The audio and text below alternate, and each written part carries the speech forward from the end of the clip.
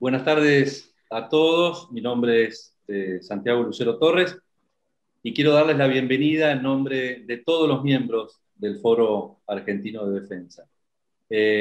Como muchos de ustedes saben, el Foro es un espacio de reflexión, un espacio para repensar la defensa nacional y repensarla tal vez no como somos, como lo hacemos siempre, lo solemos hacer, sino como debería ser para un país de las características, de las dimensiones, de las características geográficas y de la ubicación en el mapa que tiene la Argentina. Un país, además, con una condición a la que pareciera que parte de su dirigencia se ha acostumbrado, y que es el hecho de que somos un país, lamentablemente, con parte de nuestro territorio ocupado por una potencia extranjera. Pero como si esto fuera poco, como si esto no fuera suficientemente dramático, somos un país al que se le asigna una bajísima prioridad a las cuestiones que son de vital importancia para la vida de cualquier nación, como lo son la voluntad de independencia y la capacidad de defender esta independencia. En el Foro Argentino de Defensa tenemos una agenda de trabajo con objetivos que se definen año a año. Por supuesto, hay uno que es inalterable y que lo asumimos como una obligación moral, como un deber, y es el conflicto del Atlántico Sur en tiempo presente, bueno, presente continuo, y concretamente la guerra de Malvinas. Y lo que intentamos es aprovechar la posibilidad de que sean sus propios protagonistas los que nos cuenten qué ocurrió y cómo ocurrió, lo que nosotros llamamos defensa de la historia. Hoy, a 39 años de la recuperación de nuestras Islas Malvinas, vamos a compartir la experiencia del capitán de navío Santillán, responsable por la ejecución de una operación clave, como lo fue el desembarco desde el Cabo San Antonio, todo lo que tuvo que pasar previo y posterior a esta exitosa misión. Y le hemos pedido a otro miembro del Foro Argentino de Defensa, que también fue protagonista de la guerra, me refiero al contraalmirante Carlos Cal, un tricenturión con varias misiones de acción antisubmarina a bordo de su tracker, que nos haga un repaso sintético sobre el perfil y los aspectos más salientes de nuestro invitado de hoy, de nuestro invitado de lujo de hoy. Luego de la disertación del capitán Santillán, que calculamos aproximadamente en 35 minutos, sin ningún apuro, le vamos a trasladar las preguntas que ustedes nos hagan llegar por medio del chat. Todos conocen, si no, se fijan abajo, van a ver que hay un chat para poder comunicarse. En lo posible, las pueden dirigir directamente al contraalmirante Cal o a mí, Santiago Lucero Torres, y si no las comparten con el público, las vamos a compartir con nuestro disertante en la medida de lo posible y que el tiempo nos lo permita. Eso sí, los invito a que pregunten sin anestesia, sin autocensura. Están frente a un infante de marina con todas las letras que nos puso a todos las varas muy alta y por supuesto va para adelante. Aprovechémoslo, es un lujo poder estar con los protagonistas que están alrededor nuestro, y también esta es creo que es una buena manera de homenajearlos, ¿no? Escucharlos, compartir estos momentos con ellos, conocer cómo vivieron ellos, la persona, en carne propia, esta parte de nuestra historia.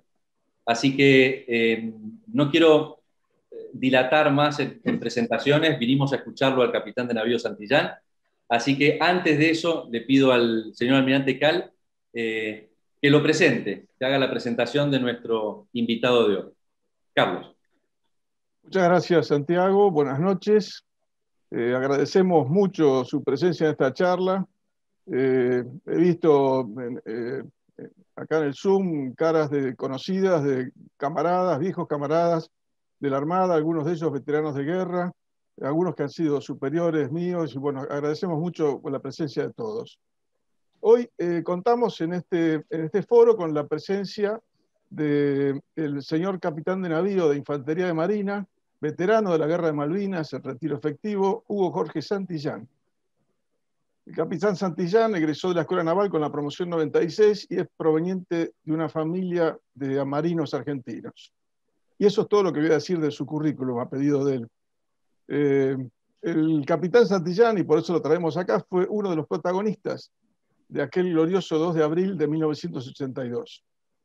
En ese momento el capitán Santillán se desempeñaba como segundo comandante del Batallón de Infantería de Marina número 2, que constituyó el núcleo de lo que se llama Fuerza de Desembarco, es decir, las fuerzas terrestres en una operación anfibia. Y participó en el planeamiento y en la ejecución de ese memorable desembarco.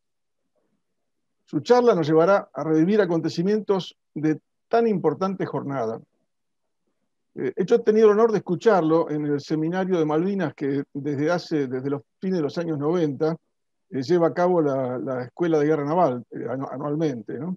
Y que permite a los protagonistas de esta guerra transmitir sus vivencias a quienes actuaron y tuvieron que tomar decisiones en esa oportunidad, ¿no? El 2 de abril del 82, cuando se llevó a cabo la llamada Operación Rosario, de reconquista de nuestras Islas Malvinas, ocurrió un hecho de armas como fue esta operación anfibia, realizada con un profesionalismo destacable. Fue una operación bien planificada, bien ejecutada, pero aparte de eso, de haber sido un hecho de armas significativo, en mi opinión, y esto lo digo a título personal, para mí es el mayor acto de dignidad nacional de la República Argentina del último siglo. No por nada celebramos el 2 de abril como el Día de los Veteranos de Guerra y los Caídos en ese conflicto. Así que bueno, sin extenderme más en esta presentación, los dejo a ustedes en la palabra del señor capitán Santillán. Señor presidente, señor almirante Cal, abrumado por su presentación, les agradezco sus palabras. Para las damas y caballeros que nos están escuchando, que nos están viendo, mis respetos y mi agradecimiento por venir a escuchar lo que les voy a comentar, que es nada más y nada menos que los episodios que ocurrieron alrededor de fines del 81 y principios del año 82, que derivaron en una operación anfibia, la primera operación de la Armada Argentina, yo diría que de las Fuerzas Armadas Argentinas contra un enemigo exterior desde la Guerra del Paraguay, una operación que no estaba en nuestros planes, ni siquiera en nuestras previsiones profesionales. En esos momentos estamos dedicando a nuestras cosas, terminaba un año 81, empezaba un año 82, y yo a partir de esa circunstancia es que me voy a permitir comenzar la charla.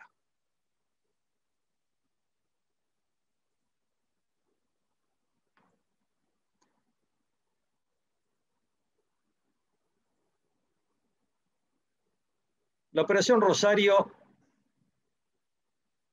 como dije, fue una operación anfibia, un ataque lanzado desde el mar sobre la tierra que no la teníamos pensado ni siquiera en nuestros más, yo les diría, ni siquiera la tenemos pensado desde el punto de vista profesional como un horizonte de nuestra carrera. Vamos por partes. ¿Qué pasaba en esos momentos que yo les estoy comentando de nuestra carrera? Estamos diciendo que en esos momentos habían transcurrido más de 15 años desde que en Naciones Unidas se declara que las Malvinas fueron un caso colonial.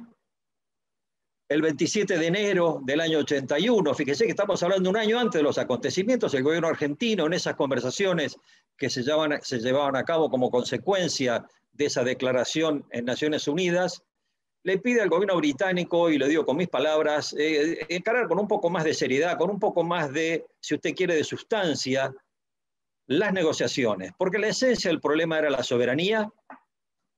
No queríamos hablar con los isleños, hablo de los diplomáticos, sino mantener conversaciones bilaterales de Estado a Estado, que era lo que se venía haciendo desde hace 16 años, teniendo en cuenta los intereses, pero no los deseos de los isleños, que es una doctrina del derecho internacional más que conocida. El 27 de febrero, en una reunión que se lleva a cabo en Naciones Unidas, el gobierno británico, a través de determinados mecanismos, resuelve que ese tema no iba a ser tratado. Por lo tanto, el gobierno argentino en marzo del 81 le exhorta a Gran Bretaña a tratar los temas medulares y que si no hay respuestas satisfactorias se pondrá fin al funcionamiento de este mecanismo de conversaciones bilaterales y el Estado argentino se considera libre para adoptar los pasos que considera más convenientes. Es así que esas negociaciones bilaterales se comienzan a, yo le diría, entorpecer y a tomar otro cariz. Sabíamos en esos momentos que había una reducción de la Royal Navy, una especie de distribución del trabajo en el campo de la NATO, donde la Royal Navy iba a quedar reducida a un rol antisubmarino, es decir, se iba a desprender de su flota de superficie. Conocíamos el estatus de los habitantes de las islas, no eran súbditos británicos, eran habitantes, sino que eran habitantes de dominios de ultramar. Estamos hablando de fines del 81, principios del 82. El estado de cosas en nuestro país, para aquellos que lo hemos vivido en su momento, se caracterizaba por un ambiente en el cual se comenzaba a hablar del retorno a una vida democrática a través de elecciones. Había determinada alteración de la tranquilidad pública por estas conversaciones que, si bien eran relativamente públicas, no eran del dominio general. La indiferencia de la diplomacia británica comienza a prender luces amarillas en el gobierno militar de entonces, al punto que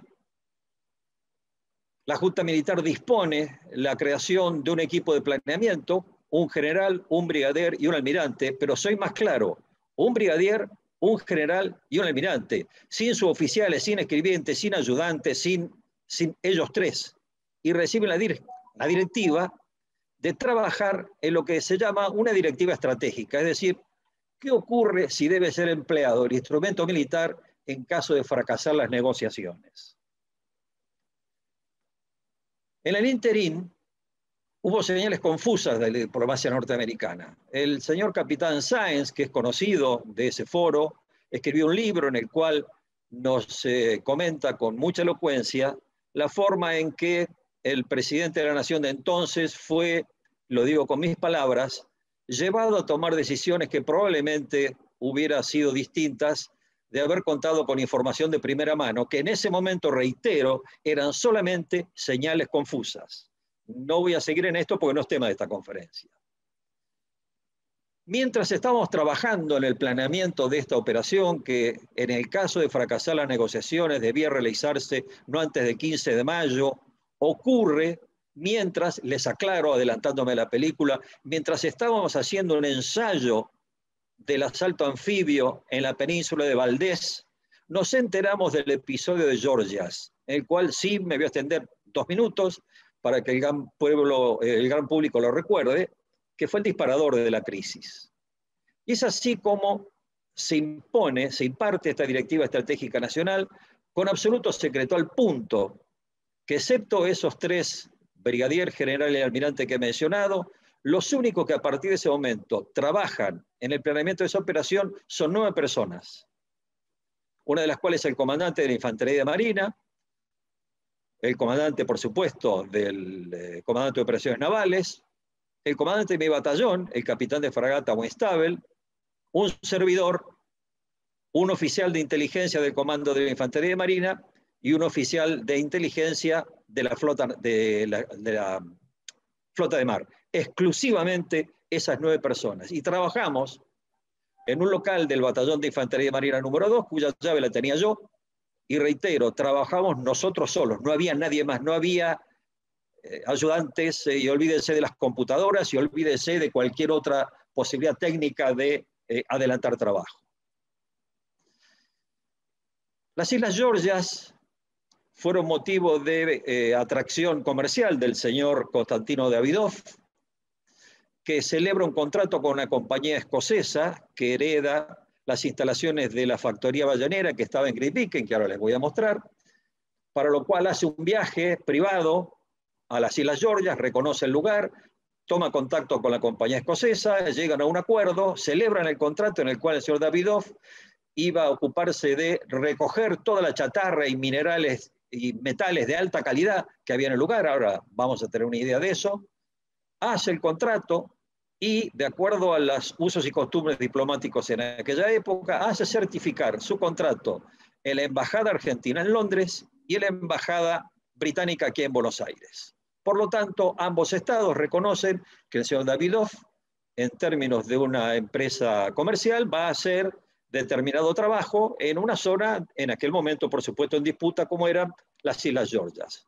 Ahí tenemos una idea de las Islas Georgias, en círculo el lugar donde está la bahía de Grytviken, al fondo de la caleta Capitán Vago.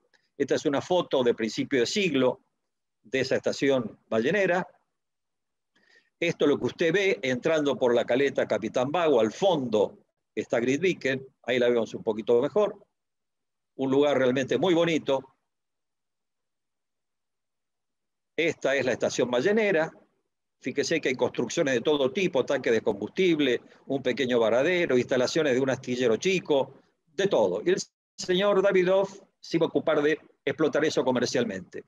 Mientras yo les estoy mostrando esto, el señor Davidoff llegó con el buque Bayaguirre, un transporte de la Armada Argentina, que él chartea, porque no había ningún buque en condiciones de hacer esa navegación a tan corto aviso.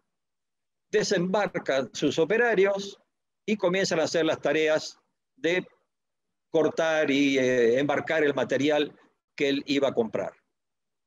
En esos momentos, reitero, la Fuerza de Desembarco estaba haciendo un ensayo de la operación anfibia en la punta Buenos Aires de la península Valdés, en la provincia del Chubut, en la Patagonia Argentina.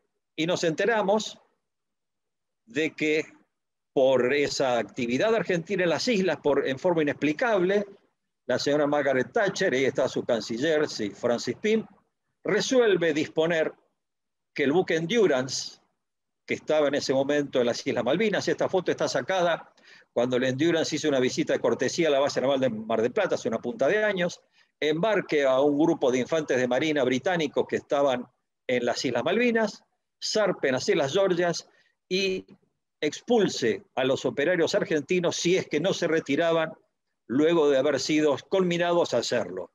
Para el gobierno argentino, esta actitud del gobierno británico significa la amenaza del uso de la fuerza y, de acuerdo a las interpretaciones del derecho internacional, se lo considera un acto de fuerza. Por lo tanto, insisto, estábamos en la Patagonia Argentina haciendo un ensayo de una operación que no se iba a ejecutar antes del 15 de mayo, nos ordenan regresar de inmediato a Puerto Belgrano, y yo me acuerdo que llegando a Baterías, la base donde está mi batallón, toda la gente creía que volvía para salir franco. Le reitero, éramos 9 personas que estábamos haciendo ese planeamiento, nadie sabía de qué se trataba, el ensayo que estábamos haciendo no era una cosa extraña en aquella época, era muy común hacer ejercicios de todo tipo. Recordemos el marco regional, todavía no estaba firmado el Tratado de Paz y Amistad con nuestra hermana República de Chile. Por lo tanto, el marco regional seguía de alguna manera inestable y era muy común que el alto comando de la Armada dispusiera este tipo de ejercitaciones como la que estamos haciendo en Puerto Pirámides. Lo que ocurre que, a diferencia de los otros ejercicios, 9 personas sabíamos que estábamos conduciendo el ensayo. Llegamos a Baterías y, oh sorpresa, en vez de decirnos vaya a casa, tómese un par de días francos, nos ordenan vaya a casa, salude a la familia y venga mañana a las 6 que vamos a reembarcar. Este es un fragmento del libro del señor Joffre, que lo que nos interesa, leo algunas partes, donde dice que el día 19 de marzo en el puerto Leyte de las Islas Georgias, los trabajadores de la compañía Georgia del Sur, el señor Davidoff, llegan para hacer sus trabajos. Entre los días 20 y 21 de marzo, Gran Bretaña inicia una escalada que para los argentinos resultaron, o la diplomacia argentina, resulta inexplicable. Recordemos, a principios de marzo, el señor Davidoff había ido a la Embajada Argentina en Buenos Aires, certificó su contrato. El 11 de marzo, el buque zarpó en forma abierta y con conocimiento de todo el mundo a hacer su trabajo, y resulta que nuestro gobernador británico de las Islas Malvinas considera la intromisión indebida de habitantes argentinos, perdón, ciudadanos argentinos, haciendo una tarea ilícita en el archipiélago de las Georgias y por lo tanto envía a un buque con Royal Marines a expulsarlos. Esto, insisto, es lo que detona la crisis que deriva de la guerra. A partir de ese momento, nuestro plan, que se iba a ejecutar, insisto, no antes del 15 de mayo, recibí esa mañana del almirante Busser la siguiente orden. Capitán Santillán, a partir de ese momento termina el planeamiento de la primera etapa o planeamiento general, como lo llamamos nosotros, y comienza la segunda etapa de desarrollo del plan. Embarcamos en 4 días. Debo decir para el auditorio que nuestro batallón no era un batallón de élite ni tripulado por superhombres. Cualquier batallón de la Infantería Marina, el 1, 2, el 3, el 4, el 5, podrían haber cumplido la tarea. Simplemente nosotros estábamos ahí y usted sabe lo que es el destino. Y nos tocó a nosotros hacerlo. Con esto quiero restarle todo endiosamiento que me ha ocurrido recibir del público creyendo que nosotros éramos elegidos porque éramos los mejores. No, señores, estábamos ahí y nos tocó a nosotros llevar a cabo la tarea. Esa directiva estratégica imponía una serie de condiciones. Primero, tenía que ser incruenta.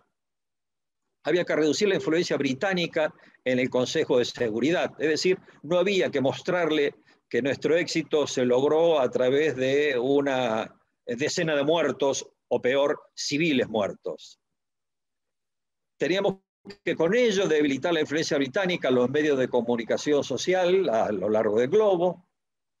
Por supuesto, y eso es lo que se pretende en todas las operaciones militares conducidas civilizadamente, evitar bajas y daños innecesarios, evitar la acción psicológica británica degrade la posición sostenida en Argentina en Naciones Unidas, reducir la incertidumbre sobre el resultado de la operación, obviamente. Para eso necesitamos que la operación fuera planeada en el más absoluto secreto. Hasta este momento éramos exitosos para evitar su detección por parte del Servicio de Inteligencia británico y también por otros servicios de inteligencia continentales y extracontinentales. Una de las imposiciones que nos da esa famosa directiva estratégica era que se debía lograr la sorpresa estratégica, es decir, si nosotros hacíamos la operación de recuperación de las islas, Gran Bretaña no debiera estar en condiciones de responder para impedirlo. Eso es, si ustedes me permiten, el resumen escueto de lo que es la sorpresa estratégica.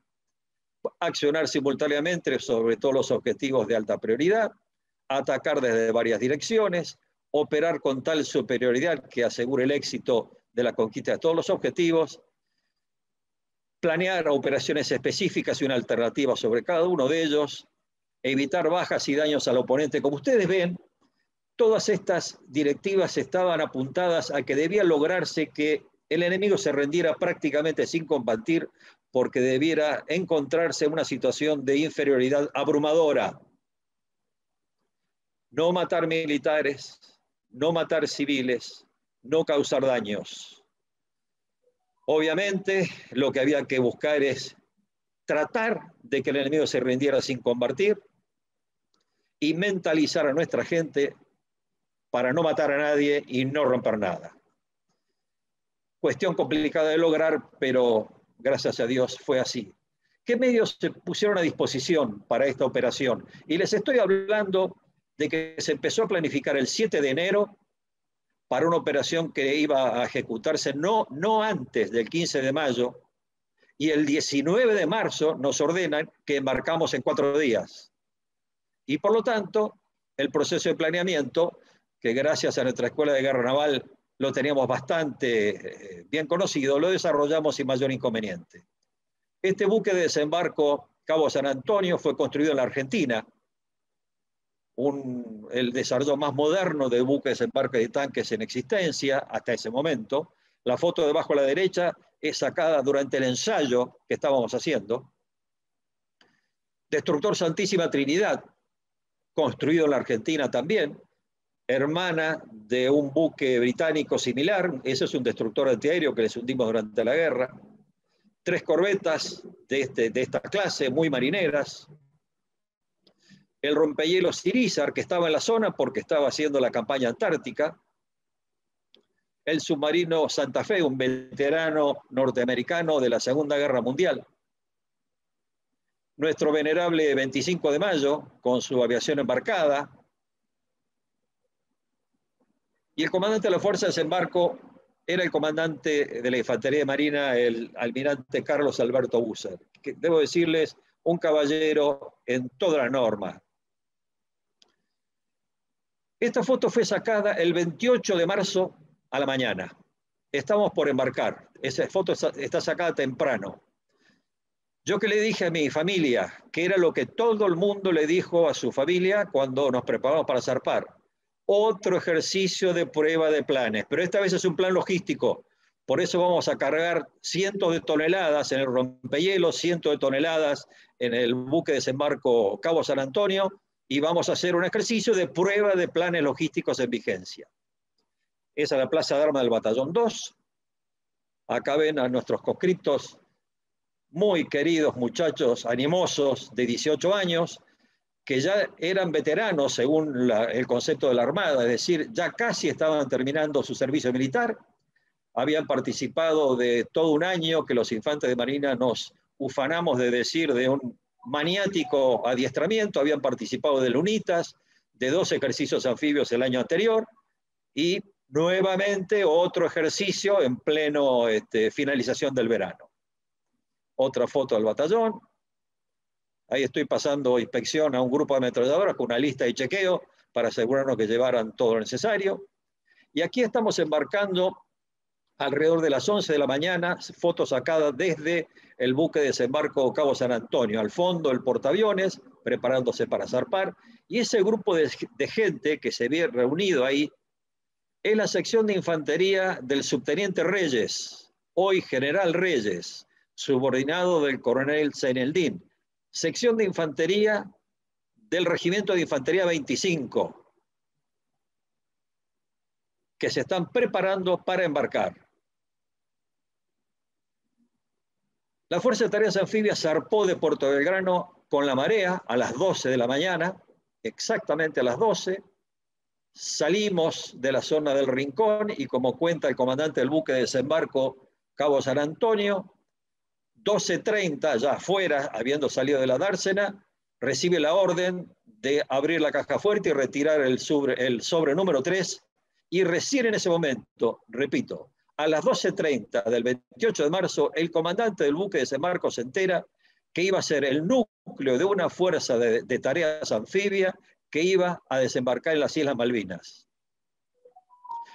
con la orden de que solamente esa información era para él y no estaba autorizada a distribuirla en su plana mayor. Y como recordamos en ese momento, empezamos a ver que toda la flota empieza a formar alrededor del buque de desembarco de tanques para protegerlo como núcleo de la fuerza de desembarco, y nos dirigimos hacia el sur. El día 29 se autorizó a que los oficiales fueran puestos en situación de lo que estaba ocurriendo. Y se desata un temporal del sudoeste, de eso de nuestro mar argentino de cada día, que les puedo asegurar que fueron los más violentos que uno recuerda, al menos en mi carrera naval. Durante la navegación, terminamos de hacer los planes de detalle. El día 30 de marzo, recién los suboficiales y cabos fueron puestos en conocimiento de lo que se trataba, y acá, para los camaradas del ejército, del glorioso ejército argentino y de la infantería de marina, empezamos frenéticamente ejercicios sobre la carta y sobre mesa de arena, repitiendo hasta el cansancio cada una de las maniobras que vamos a realizar. Les adelanto que yo no he perdido tiempo en contarles el planeamiento, porque en el relato de la operación prácticamente se cristalizó lo concebido. Pero ¿por qué tal manía en mantener el secreto? Porque todavía, recordarán aquellos que han leído los diarios, el presidente de la Nación estaba en contacto telefónico con el presidente norteamericano. Seguían habiendo tratativas sumamente discretas, insisto, el libro del señor capitán Sáenz lo trata abundantemente, y por lo tanto todavía la orden definitiva de desembarcar quedaba supeditada a un mensaje naval que se iba a emitir en su momento. El día D previsto era el 1 de abril y el 31 de marzo a las 18 horas llega la orden de ejecutar la operación anfibia. Ese es el momento en el cual el señor almirante Busser da su famosa arenga por el sistema de difusión de órdenes del buque. Y yo voy a llevarme a la tumba los gritos de mis conscriptos cuando termina el almirante de decirles que desembarcamos en las Islas Malvinas, el grito de viva la patria, el grito de no puedo creer que me toca a mí, fue algo que conmueve a cualquiera que lo recuerde. Pero el mal tiempo nos provocó francamente demoras increíbles, al punto que el que va colgado ahí con tan poca elegancia de ese helicóptero es el almirante Busser, que no podía ir de un buque al otro a conferenciar con los comandantes porque el estado del mar lo impedía. Así que la única forma era ir en helicóptero. Con un pequeño problema, había tanto viento, esa foto está sacada más o menos 7 segundos antes que el almirante, en vez de llegar a la cubierta, rebota sobre el techo de un camión y cae sobre la cubierta. Gracias a Dios no le pasó nada, pero la tormenta era realmente seria. Esta es una foto en un local chiquito. A la izquierda está el capitán Pita, jefe de Estado Mayor de la Fuerza de Desembarco. Al fondo, en el centro, el capitán Westave, el comandante del batallón. Y a la derecha estoy yo charlando sobre el fondo. Hay una foto aérea de Puerto Argentino, ajustando detalles. Esta es una idea para que vean lo que era la tormenta esa. Mucha gente no pudo comer durante 3 días. No pudo comer, simplemente. Había que obligarlas a que tomaran agua. No, simplemente el mal de mar realmente provocó desastres.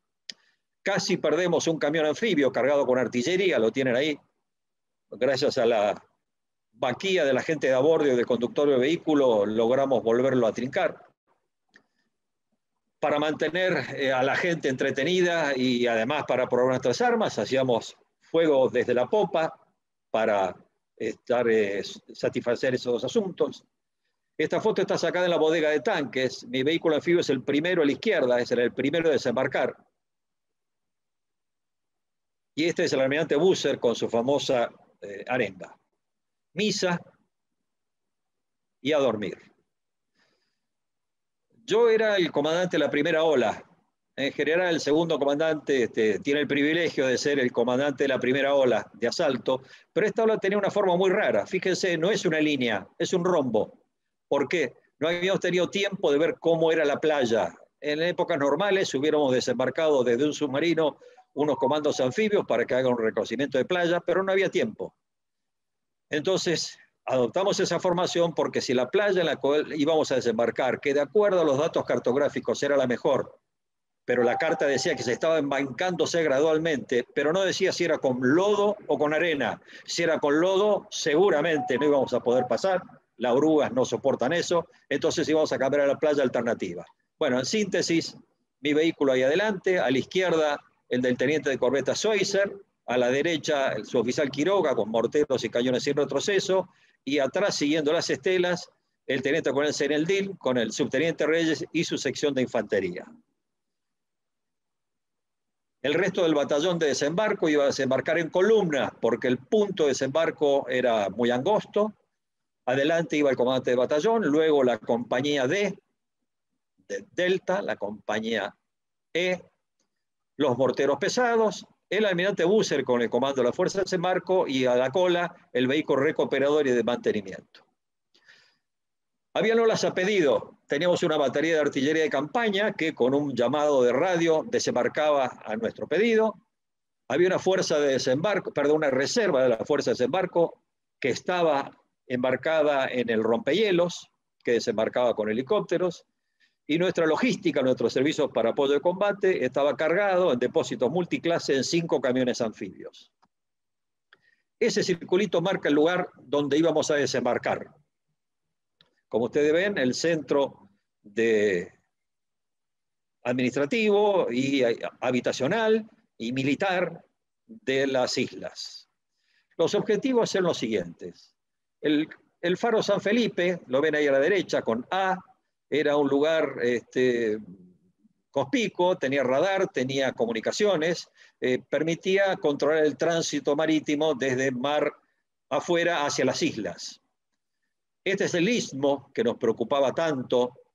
¿Por qué? Porque desde el lugar que vamos a desembarcar, que van a ver que es aquí al norte en la península, este es un encostamiento para llegar a la localidad de Puerto Argentino. Entonces este era un objetivo. El aeropuerto, por supuesto.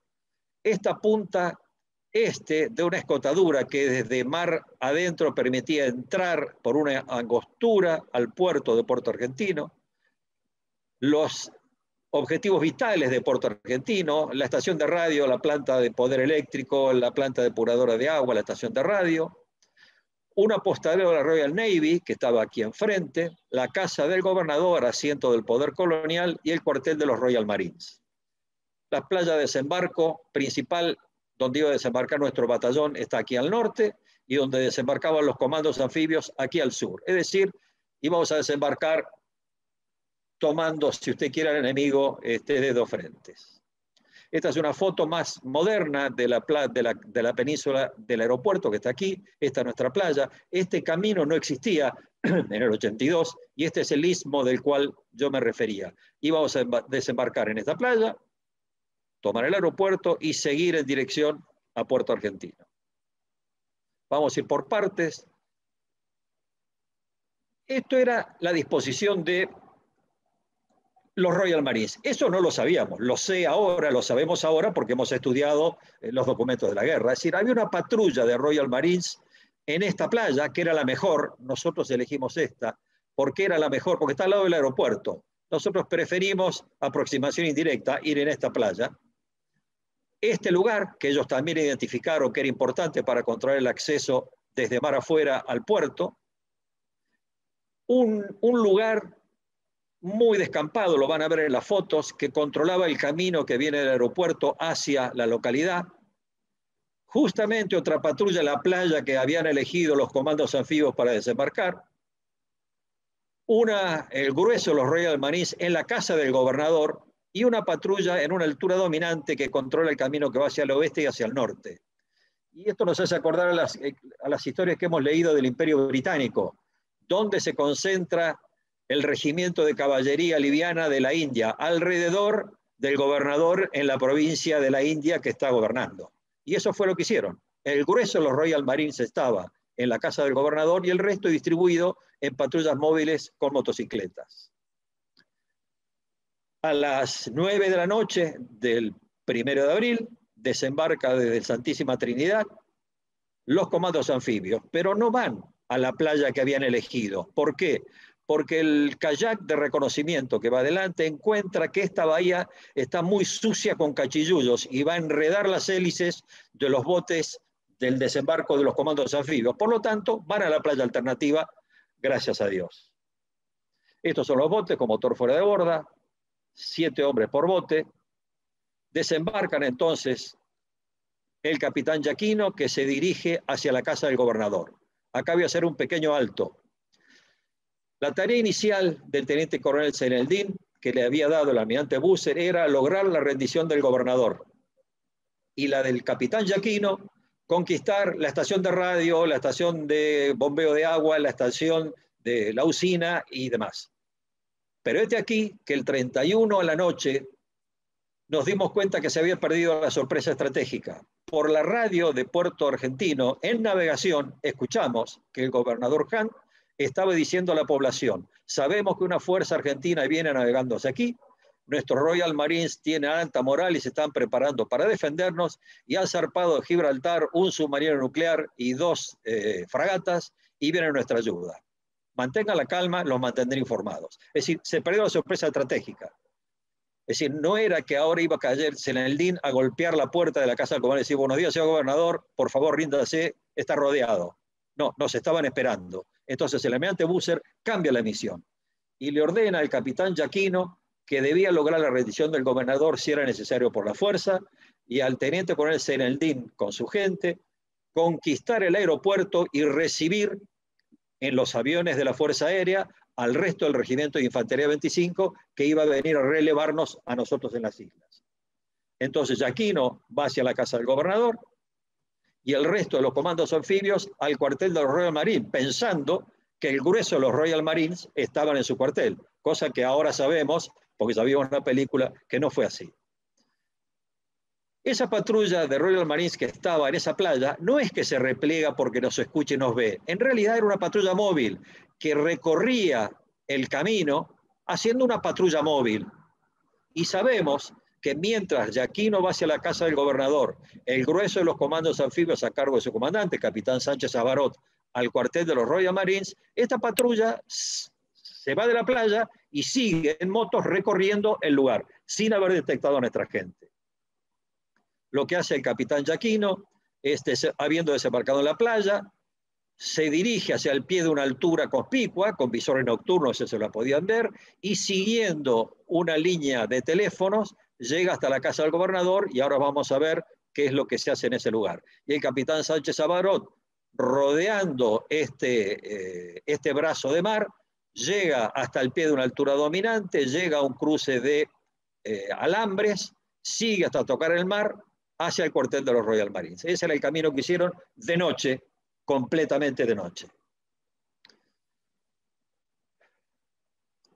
El submarino Ara Santa Fe entra en inmersión y desembarcan desde él una patrulla de 12 buzos tácticos que llegan en kayak hasta esta playa, que está marcada aquí arriba, y luego, nadando, llegan hasta la playa de desembarco, con dos misiones: determinar si había enemigo en la playa y marcar con una luz infrarroja el centro de la playa para que nuestros vehículos pudieran llegar con seguridad y precisión a nuestro lugar. Esa tarea la cumplen y así se ejecuta. Nos enteramos después que la patrulla británica que estaba en esta altura dominante, sin haber visto a nuestra gente y porque empezaba a amanecer, se repliega con sus motos hacia la casa del gobernador. Ya teníamos a las 5 de la mañana una patrulla de buzos tácticos en la playa de desembarco esperándonos a nosotros, la patrulla del capitán Giaquino rodeando la casa del gobernador y el grueso de los comandos anfibios rodeando el cuartel de los Royal Marines. El capitán Sánchez Abarot encuentra que el cuartel de los Royal Marines estaba vacío, no había nadie. Y entonces, por propia iniciativa, decide concurrir hacia la casa del gobernador para apoyar la misión del capitán Giaquino. Aquí que cuando estaba empezando a marchar, se da el combate en la casa del gobernador, que relataré en unos minutos. Este es el cuartel de los Royal Marines, como ustedes ven es un complejo decente. Esta es la casa del gobernador. A las 6:20 de la mañana, mi primera ola es lanzada al agua. 10 minutos después, toco la playa. Y cuando toco la playa, mirando hacia el sudoeste, veo rebotes de munición trazante bastante densa. Es decir, había un tiroteo importante en este lugar. Y por radio escucho que el comandante de la agrupación de buzos tácticos informa que se estaba combatiendo en la casa del gobernador. La misión que tenía el capitán Giaquino era lograr que el gobernador se rindiera antes que el grueso de la fuerza de desembarco, que va a desembarcar por aquí y va a llegar a la ciudad, entrara a la ciudad y tuviera que combatir para entrar. Ustedes han visto películas y los profesionales lo saben. Un combate en una zona urbana produce enormes daños y enorme cantidad de bajas en la población civil y en los militares. Por lo tanto, la tarea del capitán Giaquino era lograr que el gobernador se rindiera antes que nosotros forzáramos la entrada combatiendo a la localidad. Estos son los vehículos anfibios, para que no los conocen. Son unos aparatos que pesan 25 toneladas, dan 14 kilómetros por hora en el agua, 8 nudos, y en tierra sus buenos 50 kilómetros por hora. Son muy buenos en tierra, muy buenos en el mar. Acá lo ven desembarcando del Cabo San Antonio, y ahí ven cómo se zambulla el agua. Gracias a Arquímedes, primero usted ve que se hunde, y gracias a Arquímedes flota y sigue navegando. Acá lo tienen. Los infantes de marina sentimos adoración por este aparato. Ahí ven la infantería de marina desembarcando por la rampa de popa. Bueno, volvamos. Yo estaba entonces llegando a la playa Rojo, 6:30 de la mañana, comienza a clarear, comienza en ese momento lo que los marinos llamamos el crepúsculo marinero, es decir, usted distingue el horizonte del cielo. Esta era la carta que yo usé, bueno, la pongo nada más que para mostrar el mapita que teníamos. Esta es la playa, este es el lugar donde desembarcamos, Playa Rojo. Yo nunca había visto en mi vida una playa de arena blanca en la República Argentina. Esta es una playa de arena blanca. En aquel momento no había pingüinos, pero esta es la playa. Cuando logramos desembarcar, en ese momento, si los ingleses en vez de estar en este lugar no se hubieran esperado aquí, se hubiera dado un combate interesante, pero no fue ese el caso, tuvimos suerte. De nuevo, gracias a Stella Maris, los Royal Marines estaban acá y no esperándonos en esta playa. Cuando escuchan el trepidar de nuestros vehículos anfibios y ahora sí ven a los buques de la flota que están entrando a la dársena, la patrulla toma sus motos, se toma la de Villa Diego y van para la casa del gobernador. El teniente coronel Seneldín, con la sección de infantería del subteniente Reyes, se dedican a limpiar la pista. Resulta que los ingleses, sabiendo que nosotros veníamos, ponen ómnibus, tractores, vehículos, tambores de combustible, es decir, ponen obstáculos en la pista para impedir que puedan aterrizar aviones. La gente del teniente coronel Seneldín y del subteniente Reyes izan esa bandera, que probablemente sea la primera bandera que flameó en las Islas Malvinas ese día, en el aeropuerto. Dejando entonces al teniente coronel Seneldín y su gente ocupándose el aeropuerto, yo seguí con mi gente, ahora ya no era primera ola, era vanguardia, en dirección a Puerto Argentino. En el Istmo hago desembarcar un grupo de tiradores para ver si había minas en el lugar o si había infantería desplegada, cosa que no era cierto, no había nadie, y por lo tanto seguí avanzando. En esos momentos el comandante de las fuerzas de desembarco ordena desembarcar a la artillería, ordena desembarcar la reserva y ordena desembarcar la logística. ¿Y por qué? Porque la situación le permitía echar cuanto antes todo su poder de combate porque no había oposición hasta este momento. Una buena decisión del almirante Buser. La artillería desembarca en forma mixta con helicópteros y camiones anfibios, la reserva desembarca con helicópteros y la logística con sus 5 camiones anfibios. Mientras tanto, yo seguía hacia Puerto Argentino y yo seguía viendo aquí, donde estaba la casa del gobernador, un tiroteo notable. En un momento dado, avanzando lo más rápido que me daban mis vehículos en dirección a Puerto Argentino, como vanguardia. Estos son los helicópteros que se utilizaron para el desembarco, estos son los camiones anfibios, estos son los camiones logísticos. Un solo detalle, aquí hay munición de artillería, son bidones con agua, esto es un pack de sanidad para una compañía en caso de que hubiera bajas, en fin. Esta es la reserva que desembarcó, esa es la artillería que entró en posición en ese lugar que indica la flechita.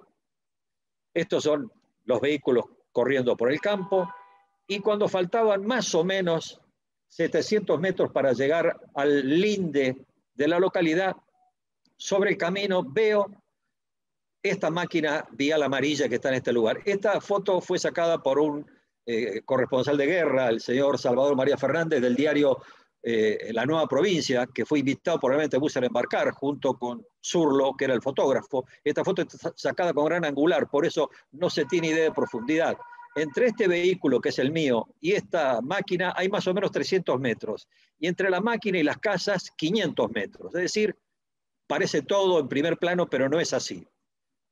Cuando vamos corriendo por el camino y alcanzo a distinguir claramente esta máquina amarilla en el medio de la nada, por radio le aviso a mi gente, nadie pase a menos de 200 metros de esa máquina porque debe ser un punto de referencia de blancos, cosa que se usa en la milicia. No termino de decir esto cuando de esta casa empiezan a tirar con cohetes antitanques que pican entre 300 y 400 metros lejos de nuestros vehículos, y de esta Casa Blanca comienza a tirar una ametralladora y le tira una serie larguísima al vehículo mío que iba más a la derecha.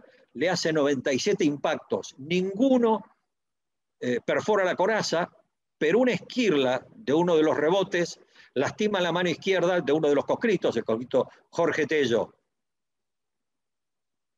Cuando veo el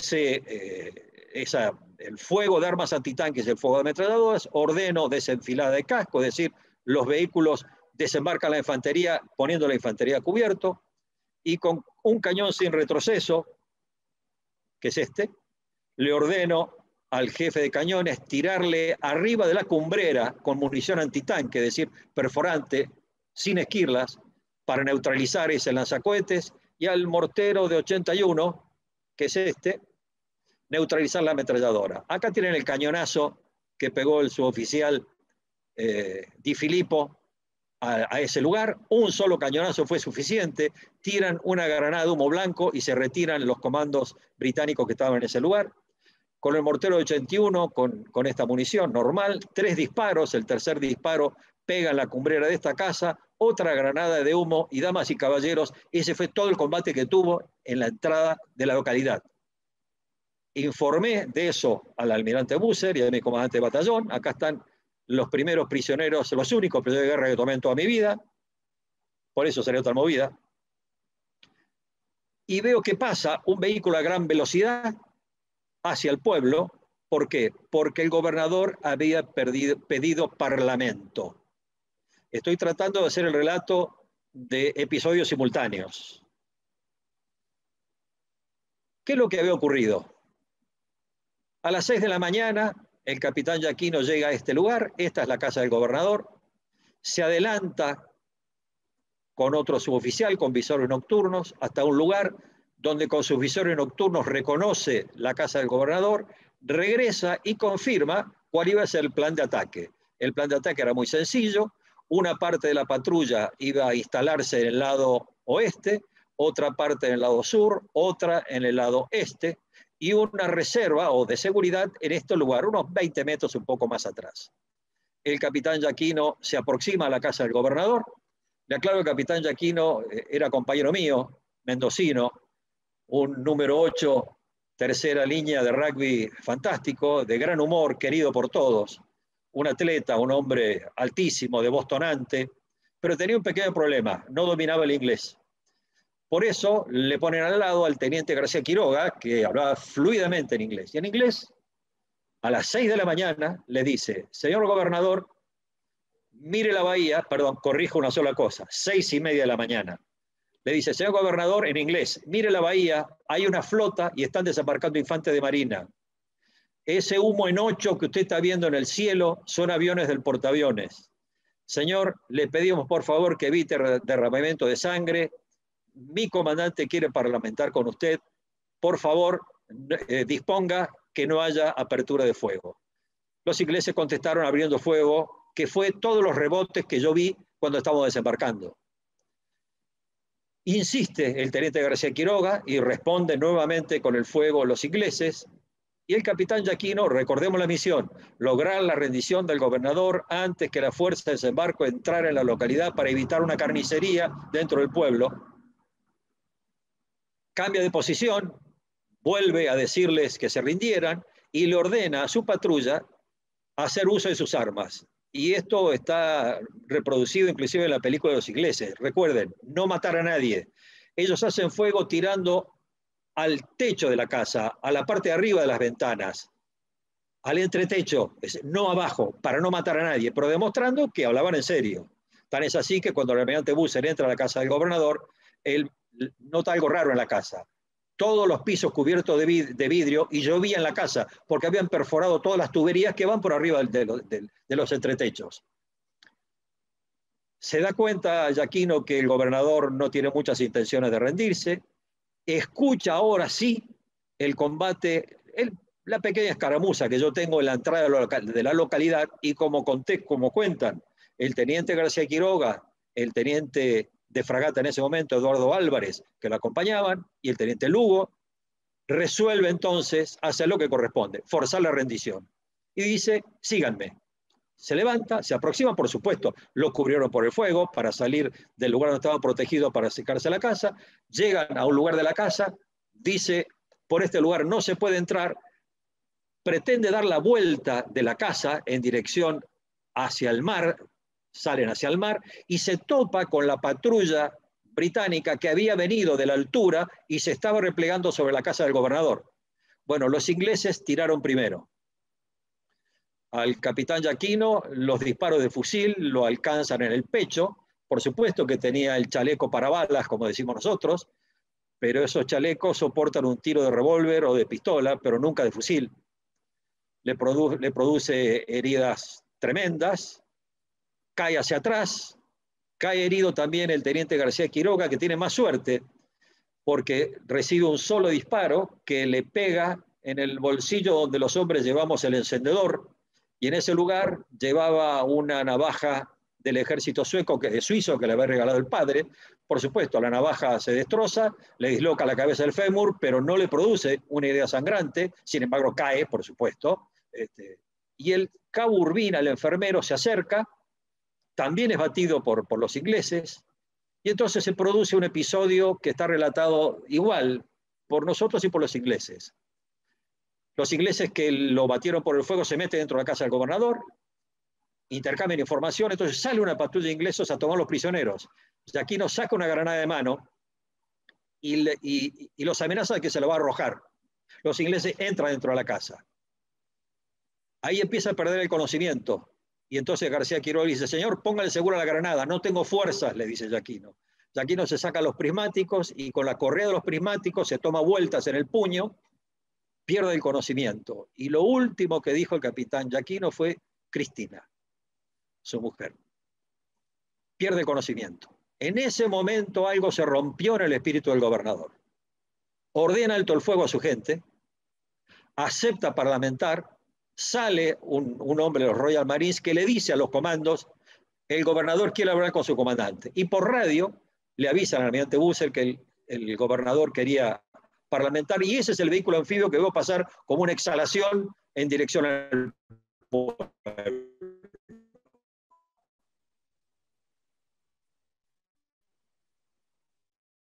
El capitán Giaquino, en cuanto lo ven, los pies que asoman de este vehículo, es el cuerpo del capitán Giaquino, con los otros dos heridos. Estos que están aquí echados boca abajo es parte de los Royal Marines que estaban en el lugar. Esta foto sacada dentro del hospital. Esta nariz que sobresale aquí es el médico argentino que recibe del cirujano y de las dos enfermeras inglesas la noticia que se había muerto el capitán Giaquino y que estaban preguntando qué querían hacer con el cuerpo. Sepan que lo que hicimos fue llevarlo rápidamente al portaaviones por helicóptero y de ahí en avión a Puerto Belgrano. Los dos heridos fueron tratados a bordo del portaaviones y en el mismo avión fueron llevados a Puerto Belgrano al hospital naval. Esta es una foto del capitán Giaquino cuando era teniente de navío. Y acá está una parte donde el general Hunt está hablando con el general García, comandante de teatro. Debí decirles que en el buque Santísima Trinidad embarcó nada más y nada menos que el comandante del Teatro de Operaciones Malvinas, en el momento el general García, que era el comandante del Quinto Cuerpo. Para quienes dicen que no hubo espíritu conjunto en la guerra de Malvinas, yo les voy a decir algo que los marinos ya lo sabemos y nuestros camaradas del glorioso ejército argentino también. La Armada Argentina subordinó la flota a un general de la nación, que era el comandante de teatro, para conducir la primera operación de guerra desde la guerra del Paraguay. Y lo hicimos. Y quien tuvo las palabras finales, el que primero habló con el gobernador fue el almirante Busser, para arreglar con los Royal Marines el alto el fuego. Pero quien recibió del gobernador Hunt esas palabras que están dando vueltas por ahí, de que era un gesto poco educado el haber invadido así, fue el señor general García, quien recibe de una forma u otra la claudicación del gobernador británico. Es entonces cuando el resto del batallón entra a la localidad para ejercer el control de la misma, y yo sigo para conectarme con los comandos anfibios, que en realidad me los encuentro a poco andar, porque ya habían llegado cuando el capitán Giaquino había logrado el alto el fuego del gobernador. Llegué al cuartel de los Royal Marines, que por supuesto lo encontré vacío, y empiezo a moverme al siguiente objetivo, que era el apostadero de la Royal Navy y la saliente que ustedes conocen. Y ahí me ordenan detenerme. ¿Por qué? Porque había una patrulla de Royal Marines que no había recibido la orden de rendirse y que estaba en las vecindades. Y me dan la orden de esperar, porque con un helicóptero iba a venir el comandante de los Royal Marines con un oficial de nuestro Estado Mayor para tomar contacto con esa patrulla y decirle que había terminado la operación y que debían rendirse. El batallón 2 entonces tenía dividida la ciudad en dos, hacia el oeste, perdón, hacia el este la compañía E, hacia el este la compañía D, y no quiero aburrirlos a nadie, esa es la forma en la cual el batallón adquiere el control. Los puntitos negros son la ubicación de cada vehículo anfibio, que era además estación de comunicaciones, y comienza un patrullado de la localidad haciendo ostentación de armas para que a nadie se le ocurra ninguna valentonada. Ese es el vehículo que recibió los 97 impactos, fíjese que ninguno perforó la coraza. Este es el vehículo comando, donde el almirante Busser condujo las operaciones, y aquí ven a los dos corresponsales de guerra del diario La Nueva Provincia dando las primicias. Insisto, todo lo que ustedes ven es ostentación de armas, es decir, estábamos mostrando que veníamos en son de paz, pero que a nadie se le ocurriera hacer uso de la fuerza en forma indebida. Aquí están los operadores de radio, perdón, de la estación telefónica de Puerto Argentino, restableciendo las líneas de comunicaciones telefónicas locales con operadores nuestros, para evitar, usted se imagina, sofocones indebidos por el uso de comunicaciones telefónicas entre alguien que se le ocurriría hacer algo raro. Hoy diríamos, hubiéramos intervenido las redes sociales. Esta foto es de la tapa de la revista Gente, donde el almirante Busser recibe la rendición del comandante de los Royal Marines. El que está al fondo aquí es el capitán de corbeta Goff, argentino, que habla un inglés absolutamente fluido y que era el que daba los comunicados en inglés por la radio de Puerto Argentino. Esta foto, bueno, se vio en todo el mundo, donde ocurre algo muy raro. Se ve a un captor, su oficial Batista, que lleva a sus capturados, pero los capturados están con sus armas. Eso demuestra que hemos tratado a nuestros oponentes con hidalguía y ellos lo reconocieron después en el tratamiento de nuestros prisioneros. Aquí ven a los comandos, los Royal Marines con cara de pocos amigos, habiendo entregado sus armas. Y esta es la pausa de combate que yo le comentaba. Este es mi vehículo, acá está la casa del gobernador, esto es Puerto Argentino y la localidad el aeropuerto se encuentra más a la izquierda, esperando a la famosa patrulla. Esta es la foto favorita de mi mamá. En el alto este que yo les comento. Ya para ese momento capturamos el cabo San Felipe o el faro que estaba en el otro extremo y quedaba solamente llegar a la posterior Royal Navy, que era un complejo que tenía unos tanques de combustible y unas viejas carboneras de la Primera Guerra Mundial, una estación de bombeo y un pequeño depósito de repuestos. Esta es la foto de ese lugar. El asunto es que el teniente Soilsey, con una sección de tiradores, viene barriendo todo el campo en dirección al apostadero. Yo voy por arriba con dos vehículos anfibios, estableciendo una base de fuego con las armas de los vehículos. A uno de mis vehículos se les escapan 2 o 3 tiros, con lo cual creíamos que había británicos en el lugar, cosa que no ocurrió, pero fue suficiente para que yo ordenara al frente Carrera Mar buscar cubierta. Metí mi pie derecho entre 2 piedras y me hice una esguince grave, y aunque no lo crean, en menos de 5 minutos mi bota era una sandía. Y una de las cosas más dolorosas que me han pasado en mi vida. Sin embargo, logramos llegar hasta este extremo, porque la patrulla no la habían encontrado. Encontramos en este lugar armas abandonadas y supimos que esta patrulla en botes de goma se escabullen. En este lugar había un montón de buques pesqueros que se habían refugiado de la tormenta de 2 días antes. Entonces se escabullen entre estos lugares, desembarcan en una playa y se rinden como los japoneses 10 días después. Es entonces cuando se da por cumplida la misión de la fuerza de desembarco. Hay una cantidad de fotos donde se ven el izamiento de las banderas. Más o menos a las 7 de la tarde, ya regresado y reunido todo, la fuerza de desembarco en el pueblo, desde el buque de desembarco de tanque nos trae la cena, el guiso de lenteja más maravilloso que he comido en toda mi vida. La gente del teniente de coronel Seneldín y el comando de la fuerza de desembarco comienzan a hacer los acuerdos junto con otras autoridades del ejército de la 10ª brigada que habían llegado en los Hércules para hacerse cargo de Puerto Argentino, y comenzamos a reembarcar, es decir, a cargar de nuevo el material de los buques, el personal en los aviones que había venido del ejército, y nos volvimos a Puerto Belgrano, excepto un pequeño escalón que quedó a cargo mío hasta el día siguiente. Fíjense, esto es, ya había habido el alto el fuego, acá tienen el corresponsal, ahí tienen los oficiales británicos, estamos todos hablando como si fuera un tercer tiempo de rugby. Gracias a Dios, todo había terminado más o menos como lo habíamos previsto, excepto por la viuda y los dos huérfanas que estaban en Puerto Belgrano y que todavía no se habían enterado de nada. Estos son los Royal Marines que estaban esperando dos cosas. Los llevamos en camión al cuartel para que retiren sus pertenencias y al banco para que retiren sus fondos. Luego los pusimos en un avión de aerolíneas y junto con el gobernador y los tres policías los expulsamos a Montevideo. Esta foto está sacada del buque cuando el embajador, perdón, con el gobernador con sus mejores galas embarcó en el avión para retirarse. Estos son familiares que lo acompañaban, estos son los policías que se reembarcaban.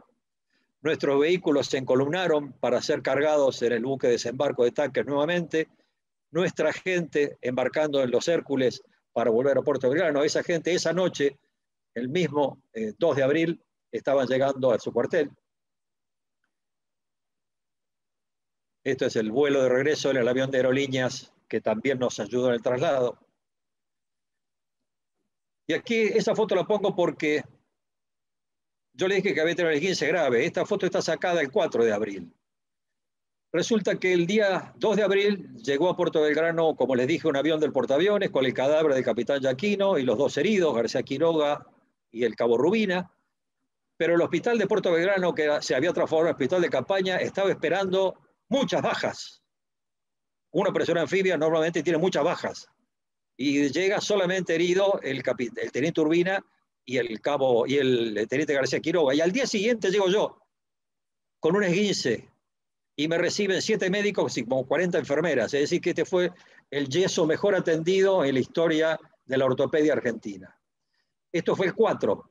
El 10 comienza Semana Santa.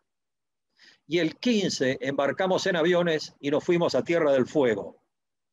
A Tierra del Fuego, por orden del Comando Superior, que esta es otra historia, Reserva Estratégica Militar, y estar preparados para, en caso necesario, reforzar las islas. La nuestra fue una operación exitosa, con gran superioridad numérica y de todo tipo contra un enemigo que tomamos por sorpresa. Sin embargo, la verdadera gesta, en mi opinión, fue la defensa de las islas. Esta es una fotografía de la compañía M, del Batallón de Infantería Marina número 5, que combatió con bizarría y eficiencia en la defensa de las islas. Nosotros, los que hicimos la Operación Rosario, reitero, participamos de una operación exitosa, pero la gesta heroica fue los defensores de Puerto Argentino, y a ellos me descubro. Esto es todo lo que tenía para contarles, así que, de acuerdo a lo que dispongan los anfitriones, espero preguntas. Bueno, muchas gracias, señor capitán. Un lujo. A veces, si bien uno tiene referencias y uno ha escuchado muchas anécdotas, tal vez de esta charla que usted tan generosamente brinda y comparte, no deja de ser emocionante. Casi 40 años después, usted hacía mención a la guerra de la Triple Alianza. Bueno, imaginémonos el resto estar conversando, tener la oportunidad de compartir las anécdotas de un oficial de Chacabuco, de San Lorenzo, del desastre de Cancha Rayada. Bueno, es esta posibilidad la que tenemos y en lo personal y obviamente desde el Foro Argentino de Defensa se lo agradecemos especialmente. Es nuestra humilde misión la que nos hemos propuesto porque también es el mejor homenaje a ustedes, aquellos que nos dan este ejemplo maravilloso y que va a quedar y que queda en la historia argentina. No es casualidad que hay muchos veteranos también de la Guerra de Malvinas que son integrantes del Foro Argentino de Defensa. No sé si el almirante Cal ha recibido ya preguntas o quiere formular una. Yo tengo una que llegó que la voy a trasladar directamente como la puedo leer, porque creo que hay algún error de tipeo, pero pregunta La pregunta se refiere a qué se sabe de un pesquero polaco como objetivo de los buzos tácticos y la salida de un buque o de una nave la noche del 1 de abril. ¿Se conoció algo de eso? No que sea de mi conocimiento. Y el pesquero polaco, eran pesqueros polacos en plural, los que estaban resguardándose ahí en esa caleta al norte de Puerto Argentino. Pero reitero, su participación fue absolutamente pasiva. De otro episodio que haya ocurrido está fuera de mi conocimiento. Hay actitud absolutamente pasiva. Ahí me permite hacer un comentario. El 2 de mayo, ya estamos hablando de un mes después, con el portaaviones navegando en la zona, me tocó hacer un vuelo para ir a buscar a la flota británica. Y lo primero que encontré cuando despegué de noche, esa madrugada, alrededor de las 5 o 6 de la mañana, no recuerdo exactamente, era de noche, y estaba una flota de pesqueros, no solamente polacos, había pesqueros búlgaros, polacos, soviéticos, abandonando la zona de exclusión en ese momento, una verdadera flota, con las luces completamente encendidas, tratando de avisar, ojo que yo soy neutral, no me vayan a tirar, porque habían recibido el aviso y estaban escapando de la zona. Sí, la zona alrededor de las Malvinas era una zona muy deseada para la pesca de algunas especies digamos, del mar argentino que se pescan nada más que ahí, en ese lugar. Eh, Así que sí, había muchos pesqueros. El mar es un lugar habitado y en ese momento también era un lugar habitado, ¿no? Tenemos la sensación de que el mar siempre está libre de barcos, pero no es así. Yo le quería decir, señor capitán Santillán, que bueno, nos une una relación de profesionalismo y de camaradería de más de 50 años, ¿no? Y lo he escuchado, esta debe ser la quinta, sexta vez que lo escucho, y siempre me emociono. Realmente escuchar el relato de lo que da lugar a lo que se celebra hoy en día y fuera de toda discusión política, que es la recuperación de las Islas Malvinas el 2 de abril, es realmente emocionante. Así que muchas gracias. Bien, le quiero avisar a Fran, perdón, que está presente el general Reyes, que si lo puede identificar, tal vez el general Reyes, no lo quiero poner en un compromiso, esto no se hace, pero tal vez quiera hacer algún comentario sobre lo que estamos escuchando. Perdón, Carlos, sí. Sí, tenía una pregunta. ¿Cuál fue la participación de digamos, el portaaviones estaba presente en el grupo ese, y pregunta a uno de los presentes si, además de los helicópteros, hubo participación de los aviones A4Q, de los trackers en la operación, si por lo menos usted la percibió, ¿no? La tarea del portaaviones era lo que en la flota le llaman la protección lejana, es decir, exploración antisubmarina y antisuperficie. Obviamente, en estos casos era académica, porque no hubo necesidad de empeñar medios para hacerlo en forma efectiva, pero de ser necesario, le recuerdo, señor almirante, que estaba planificada, concebida, estaba coordinada el empleo de los A4 en caso que fuera necesario apoyo aéreo cercano, que no fue en absoluto necesario, pero estaba previsto, de ser necesario, utilizar la aviación de ataque del portaaviones. Yo acá vi una pregunta que yo no sé si ya la tienen elegida. Adelante, señor capitán. Una pregunta que me pareció, dice, ¿cuál fue el momento más delicado o más complicado del planeamiento? La incertidumbre sobre la situación del enemigo. Mire, cuando usted hace una operación anfibia, no voy a dar clases, por el amor de Dios, cuando usted va a hacer una operación anfibia, usted la hace lejos de donde usted se encuentra, no conoce el terreno y no sabe qué está haciendo el enemigo. Es por eso que usted despliega comandos anfibios durante mucha anticipación para hacer lo que se llama la inteligencia operacional, la inteligencia operativa, dónde se encuentra, qué está haciendo, qué patrullas tiene, cuál es la playa, dónde se encuentra, en fin. No tuvimos tiempo de hacer eso. Por lo tanto, nuestro plan debió ser lo suficientemente flexible como para ajustarnos a todos los cambios de situación. Es por eso que algunos dicen, ¿cómo es posible que para 70 Royal Marines desembarcaron 700 hombres? Bueno, porque debíamos cubrir todas las alternativas. Y además algo que no es que nos da vergüenza, no lo supimos. se encontraba no una, dos secciones de Royal Marine, porque habían llegado 2 días antes la sección que venía a relevar a la que se iba de regreso a las islas en pocos días. Es decir, en vez de haber 70, habían casi 120 Royal Marines en las islas. Es decir, concretamente el momento más difícil o el problema más grande es dónde está y qué están haciendo los Royal Marines. Señor, ¿cómo se enteró el gobernador de que la flota estaba cerca, digamos, que se estaba aproximando? No lo sé, y no lo sé si lo vamos a saber. En su libro, el señor capitán Sáenz y el señor capitán Domínguez, en alguno de sus múltiples libros, y los nombro así por apellido porque el foro, alguien que esté interesado lo pueden orientar mejor, cuando nos hablaba sobre inteligencia satelital, esgrimen teorías sobre cómo pudo haber sabido el gobernador de la aproximación nuestra. Bueno, miren, yo le doy opiniones que no las puedo probar, son simplemente del sentido común. Señores, los secretos son muy difíciles de guardar hasta cierto punto. El zarpar una flota, bueno, para hacer un ejercicio puede ser, puede ser. Pero también alguien dijo que el mar no es un lugar desierto.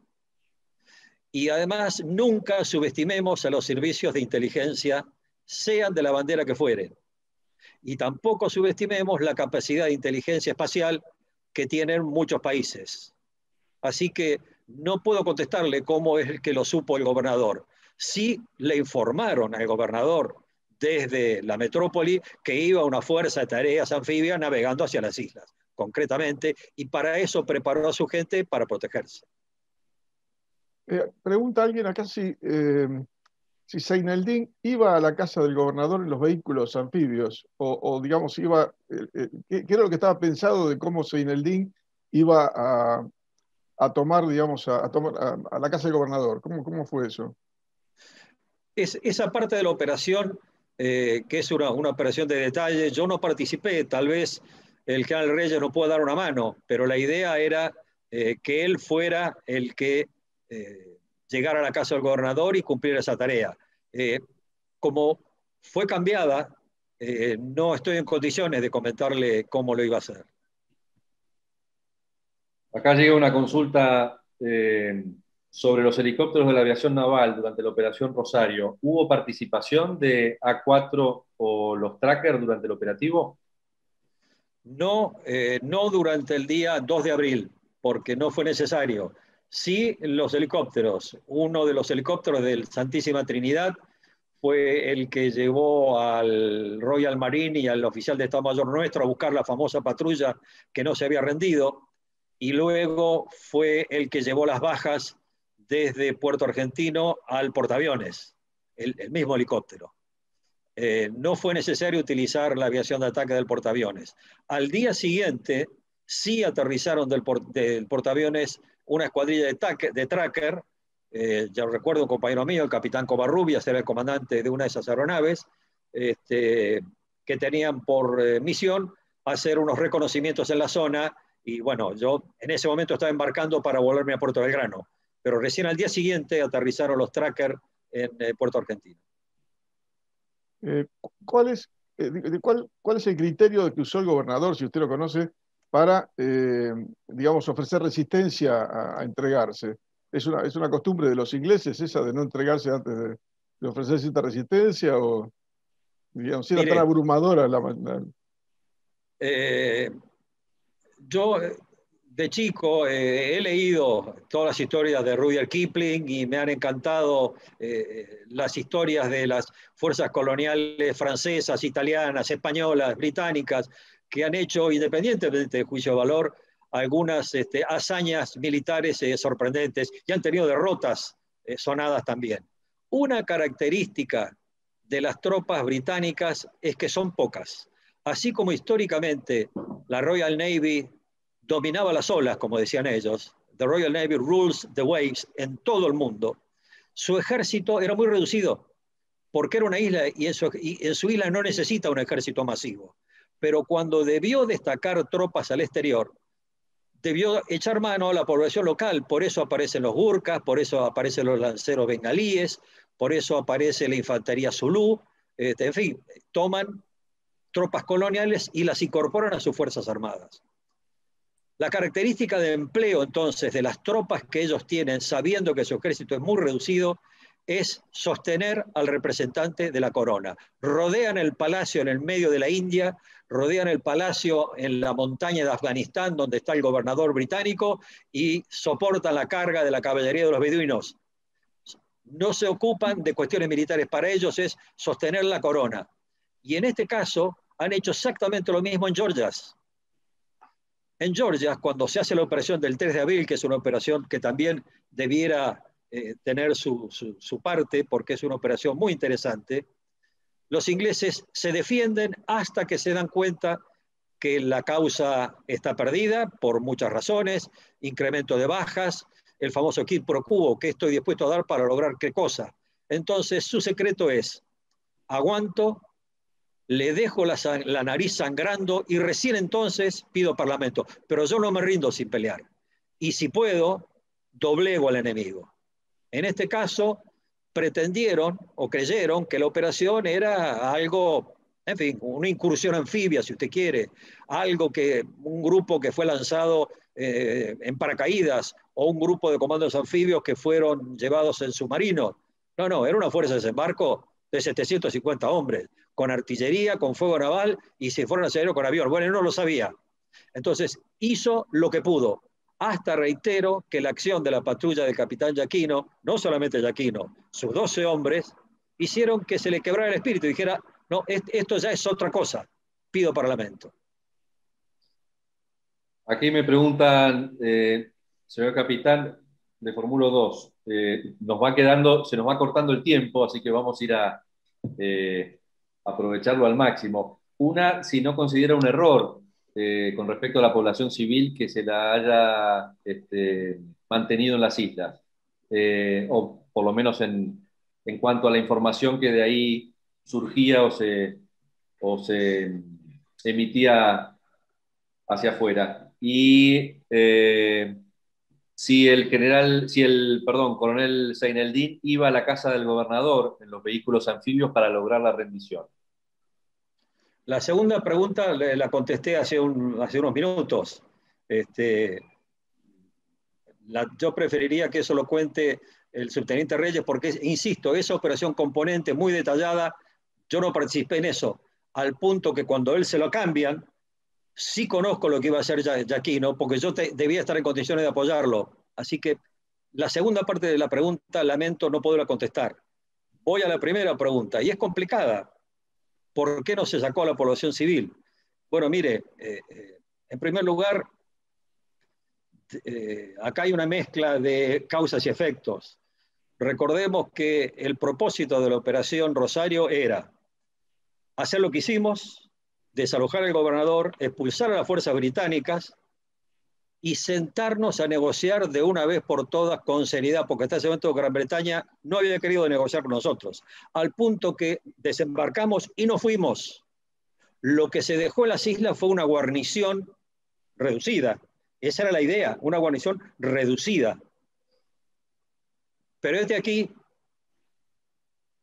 que cambiamos de caballo en medio del río. Hubo una Plaza de Mayo. Ni con 4, ni con 4.000, ni con 40.000 muertos. De allá no nos vamos. Si quieren venir, que vengan, vamos a dar batalla. Y empezamos a cambiar lo que teníamos previsto como concepción estratégica militar, que era hacer lo que hicimos, retirarnos y darle entonces oportunidad a la diplomacia de definir de una vez por todas esta cuestión. Bueno, eso no ocurrió y pasamos a hacer otra cosa distinta. Y decíamos, los habitantes de las islas, si bien son extranjeros, son habitantes del suelo argentino, que solamente les pedimos buena voluntad para habitar el suelo argentino y están bajo las leyes argentinas. Todo lo demás, para la dama o el señor que me ha hecho esta pregunta, son especulaciones, pero vayamos a los hechos.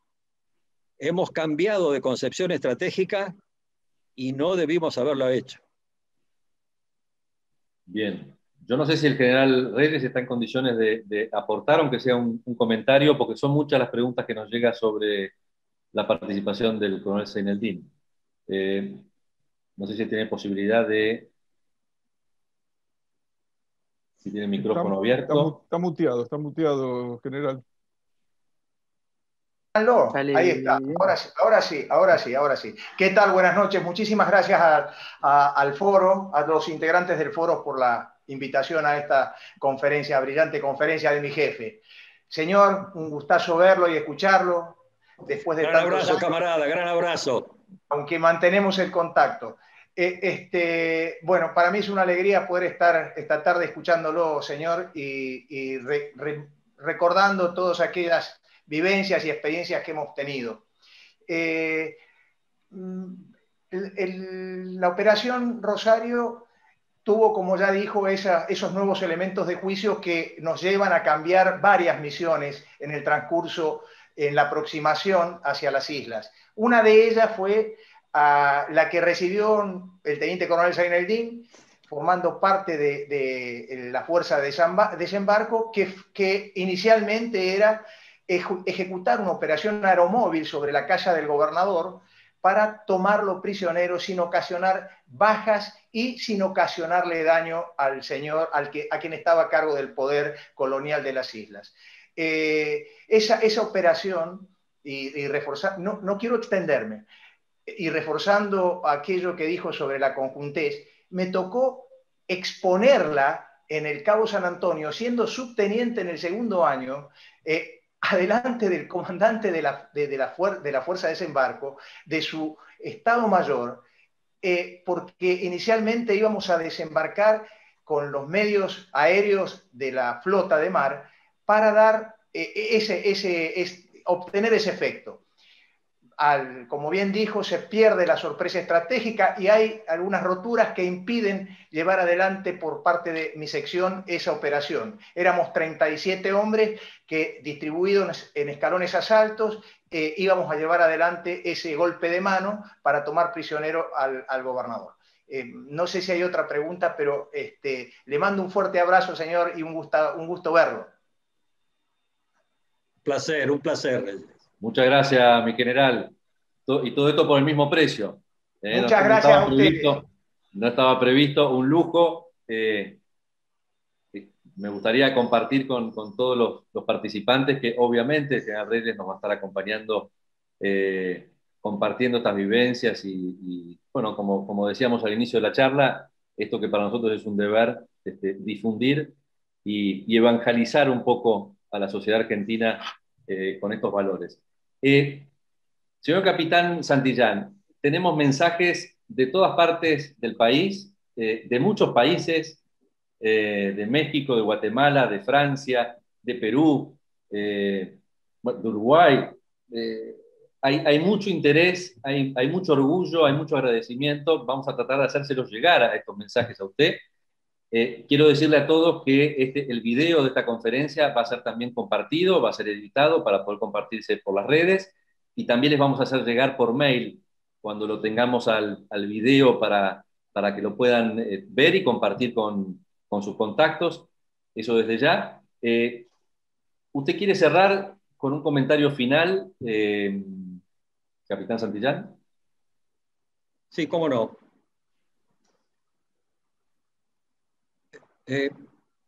A mí me ha tocado, porque me han invitado de muchos lugares a hablar sobre la gesta de Malvinas. Y yo he ido siempre con la mejor de las voluntades para contar nuestra experiencia. Fíjese qué curioso, en los lugares donde he percibido una avidez fuera de lo común por conocer todo lo que ocurrió, fue en los ámbitos docentes. En los ámbitos docentes. Porque es en la escuela donde los chicos preguntan, donde el adolescente a su profesor de historia lo pone en un brete de por qué fuimos a las Malvinas. En las universidades donde ya se piensa de otra manera y el cruce de opiniones y valoraciones son de otro calibre, de otro nivel. Así que, en mi opinión, esa desmalvinización que ha padecido el gran público argentino, donde se le ha escatimado la verdad de lo que ocurrió, me parece que tiene gran valor y el foro está contribuyendo en gran medida en reparar ese daño. Se han dicho cosas que yo no voy a imputar, pero yo voy a hablar al revés, voy a rescatar. Se fue a la guerra con lo que se tenía. Se combatió con las armas del momento. Fuimos con el adiestramiento que teníamos. No elegimos a nuestros subordinados. Yo no pedí que ese fuera mi jefe. Los conscriptos que hacían el servicio militar obligatorio no fueron elegidos especialmente, eran los que estaban. Y en todos los niveles, desde el más alto al más bajo, que estuvieron en las islas, porque yo estoy hablando de la gesta de la defensa de las islas, han comprometido su honor, su vida en esos días. Y han demostrado que a pesar de todo, el combatir por lo que usted cree que es lo debido, que es el suelo patrio, merece todo el sacrificio y eso por lo cual usted ha jurado la bandera. Los actos de heroísmo, los actos de solidaridad y de apoyo, la solidificación de la amistad, el estrechamiento de los lazos de camaradería, el desprendimiento ante los momentos difíciles compartiendo lo poco que había, el esfuerzo que ha hecho la artillería que llevaba días sin dormir en apoyar a una compañía que estaba aferrada por el enemigo, el trabajo de los enfermeros que se cansaban y se quedaban dormidos sentados llevando la baja de primera línea, los cabos que compartían la poca comida que quedaba porque estaban aferrados por el enemigo con el soldadito que tenían al lado del pozo de Zorro, los oficiales que han muerto en una proporción elevada comparado con otras guerras. Todo eso habla que la defensa de las islas fue para quienes estuvieron ahí un compromiso de honor.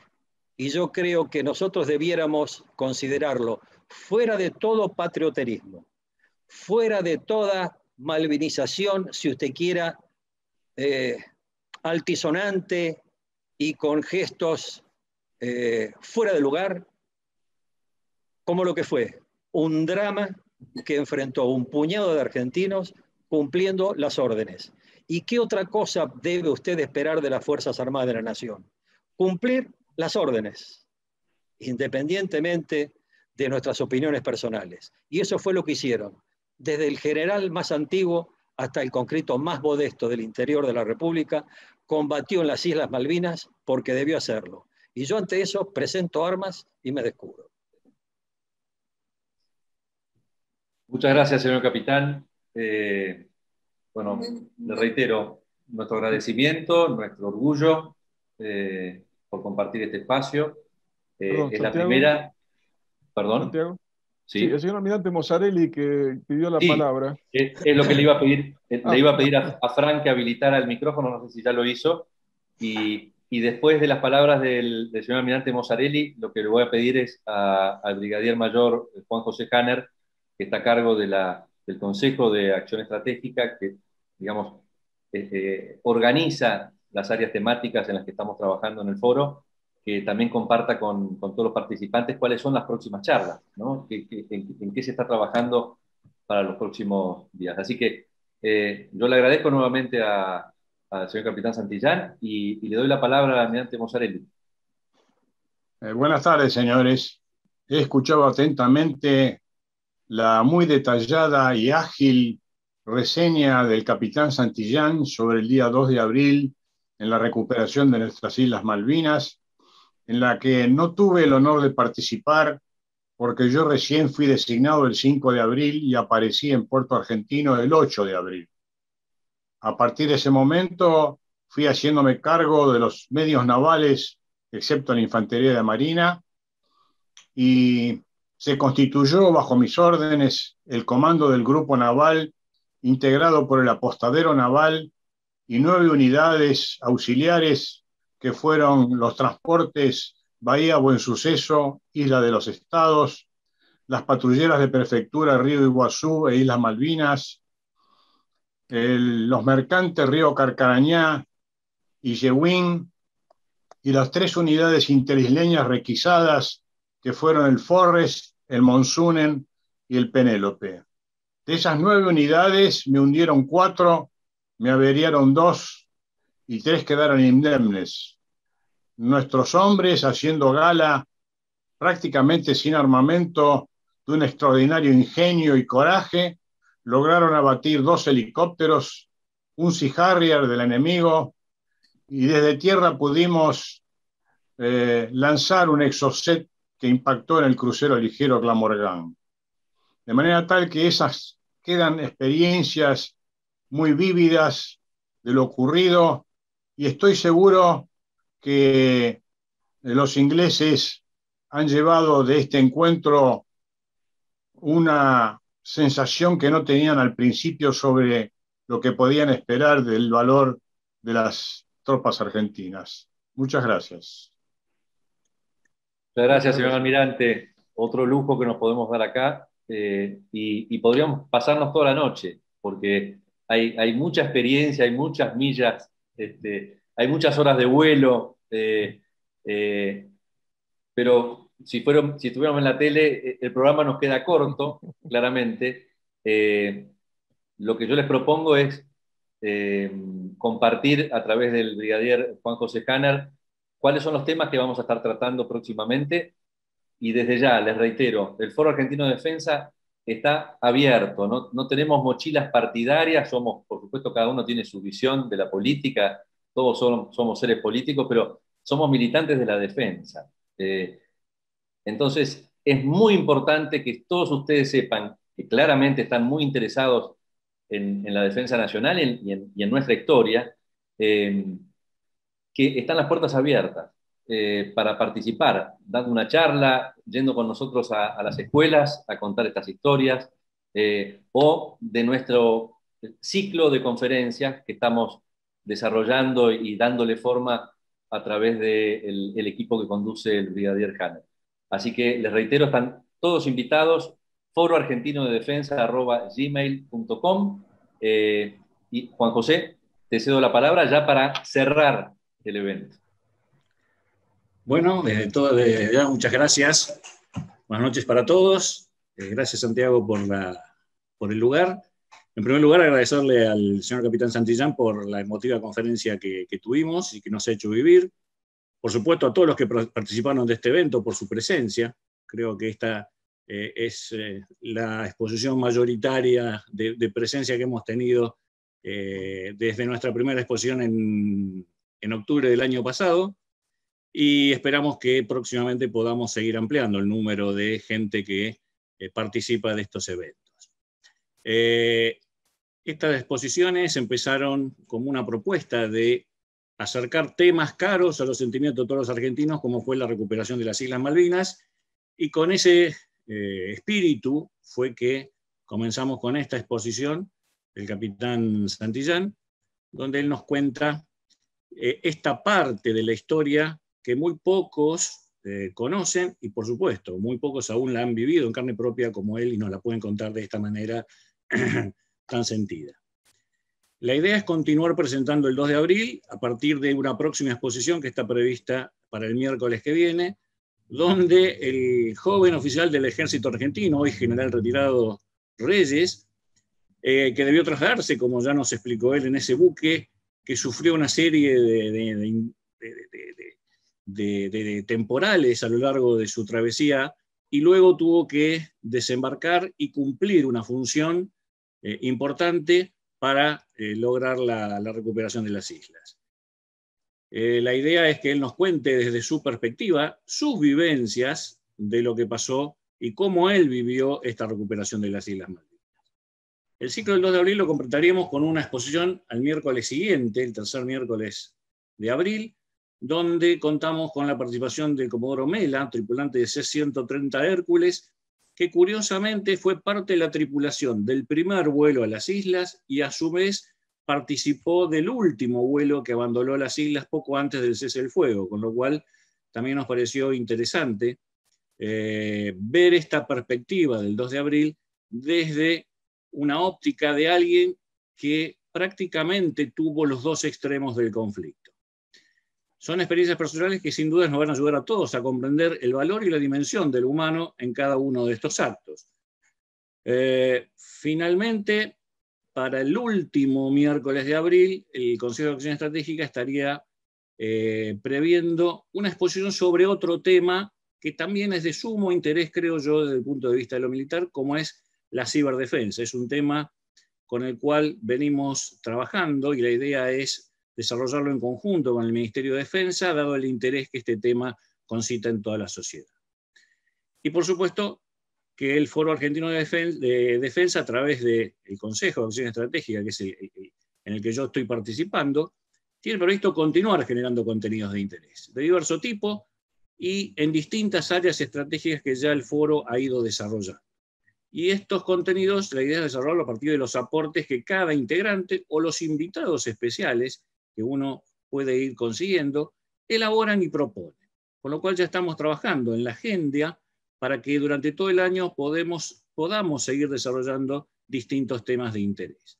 Empezamos con Malvinas, pero la idea es abordar distintos temas relacionados con la defensa nacional, por lo que, por supuesto, todos aquellos que hoy participaron de este evento y que quieran sumarse y colaborar, sepa que de ellas son bienvenidos a aportar desde su experiencia a su opinión personal sobre los temas que hacen a la defensa nacional.